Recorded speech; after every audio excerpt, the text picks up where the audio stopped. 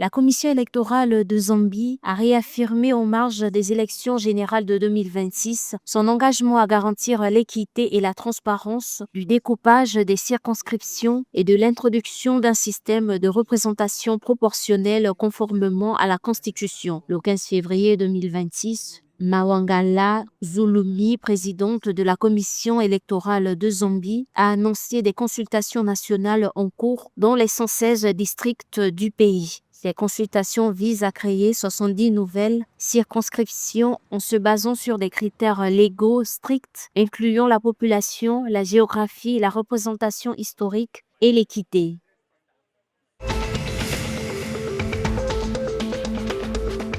L'ancien président Jacob Zuma a réaffirmé sa volonté de se battre en justice pour conserver son adhésion au Congrès national africain ANC malgré son exclusion en juillet 2024 pour avoir soutenu le parti Nkoto Wisasui MK qu'il dirige. S'exprimant lors du lancement d'un livre sur son épouse à Durban, Jacob Zuma a souligné l'importance de préserver l'héritage de l'ANC. Bien qu'il refuse de travailler pour l'ANC actuelle, Jacob Zuma entend défendre son statut de membre devant les tribunaux, affirmant que les mesures disciplinaires étaient illégales et déclarant qu'une fois gagné, il intégrerait l'ANC au MK.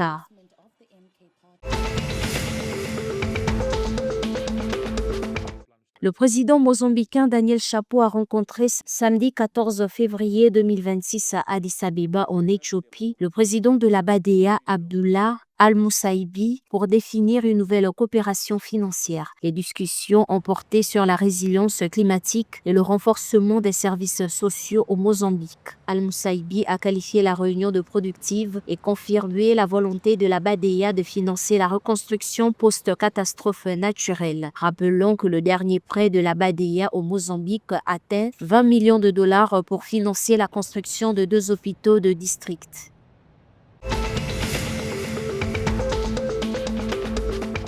Les détenus du centre correctionnel de Windhoek en Namibie ont porté plainte contre le commissaire général des services correctionnels namibiens. Ils affirment que les nouveaux responsables de l'établissement ont réduit leurs accès aux laboratoires pédagogiques et à leurs ordinateurs portables personnels de 6 à 2 heures par jour en semaine depuis 2025, les empêchant ainsi de poursuivre leurs études supérieures en ligne. Ils utilisaient auparavant cet accès pour visionner des cours, faire des recherches, consulter et télécharger des supports, rédiger des devoirs, passer des évaluations et se préparer aux examens.